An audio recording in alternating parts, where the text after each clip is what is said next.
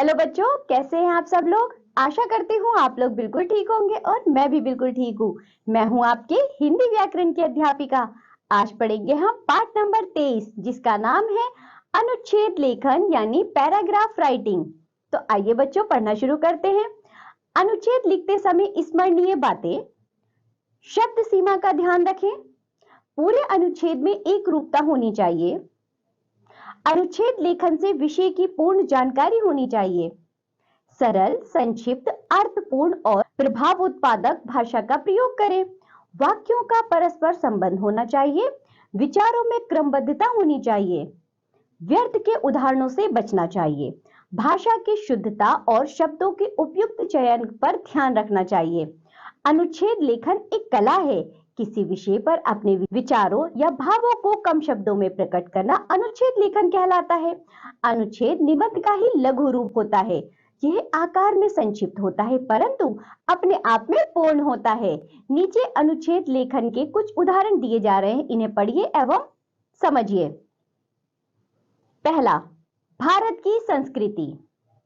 भारत की संस्कृति विश्व की सबसे पुरानी संस्कृति मानी जाती है। मूल रूप से यह वैदिक युग में से प्रारंभ हुई। धीरे धीरे समय के साथ साथ उस पर विभिन्न धर्मों, संप्रदायों, जातियों, मतों और आचार विचारों का प्रभाव पड़ता गया। गंभीरता से देखें तो हमें संस्कृति की परिपक्वता का ज्ञान होना चाहिए। इसमें व्यक्ति, परिवार, समाज और विश्व की उन्नति के मार्ग दिखाए गए हैं। हमारे देश की संस्कृति में प्रेम और सहिष्णुता के जो पाठ सिखाए गए हैं वह संसार के सामने एक उदाहरण है। समन्वय का प्रभाव हमारी विशेषता है। इसी के कारण हम नए ज्ञान, भाव और विचारों को संस्कृति का हिस्सा बनाते रहते हैं और पुराने भी उसमें जोड़े रखते हैं। धर्म, आस्था, आध्यात्मिकता और अहिंसा जैसे गुण हमारी संस्कृति के आधार हैं। अनुच्छेद नंबर 2 जिसका शीर्षक है दूरदर्शन एवं दूरभाष। दूरदर्शन और दूरभाष तो आज हमारे जीवन के आवश्यक अंग बन चुके हैं। कोई भी घर ऐसा नहीं बचा जहां दूरदर्शन ना हो। दूरदर्शन तो मनोरंजन और जानकारी का बड़ा ही उत्तम साधन है। इसके माध्यम से समाज का उत्थान हो रहा है। शिक्षा का प्रचार, कृषि का ज्ञान, साहित्य का प्रसार, सब कुछ इसी से संभव हो रहा है। विभिन्न कार्यक्रमों द्वारा कुरीतियों और भेदभावों दूर कर समाज सुधार का कार्य भी किया जा रहा है। उसी प्रकार मोबाइल फोन ने संसार की सभी दूरियों को समाप्त कर दिया है।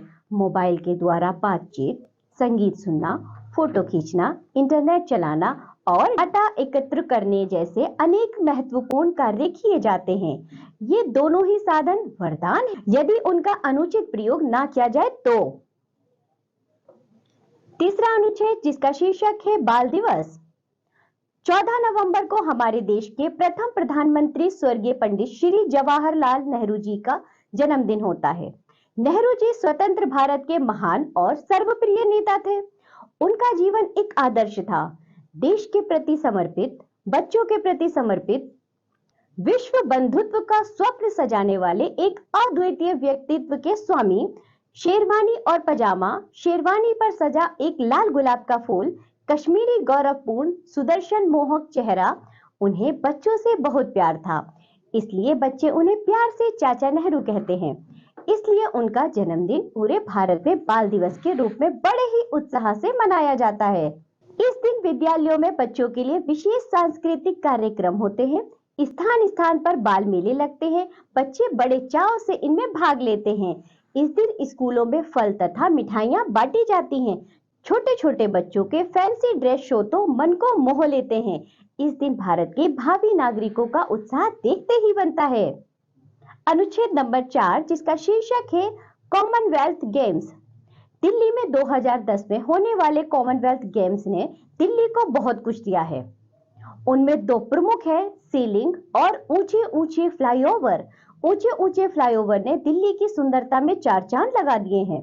इनसे जिंदगी ने रफ्तार पकड़ी है। घंटों ट्रैफिक जाम की समस्याओं से निजात मिली है। सड़कें चौड़ी हो गई, पार्किंग के लिए अतिरिक्त स्थान मिला है।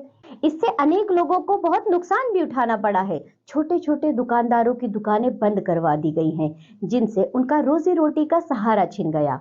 व्यापारियों को अपना जमा जमाया कारोबार दूसरे स्थान पर स्थानांतरित करना पड़ा। नई जगह पर अपना कारोबार जमाने में उन्हें बहुत सी दिक्कतों का सामना करना पड़ा। कुछ को इससे फायदा भी हुआ है। बहरहाल कुछ भी हो, कॉमनवेल्थ गेम्स ने दिल्ली की काया पलट कर रख दी। तो बच्चों, यहाँ हमने कुछ अनुच्छेदों के उदाहरण पढ़े, लेकिन अनुच्छेद लिखते समय हमने देखा है कि हमें किन बातों का ध्यान रखना चाहिए। शब्द सीमा पर विशेष ध्यान रहना चाहिए और हमें फालतू की बातों से बचना चाहिए। इसी के साथ ये पाठ होता है यहाँ समाप्त। अब हम मिलेंगे आपसे अगली कक्षा में। तब तक के लिए बाय बच्चों।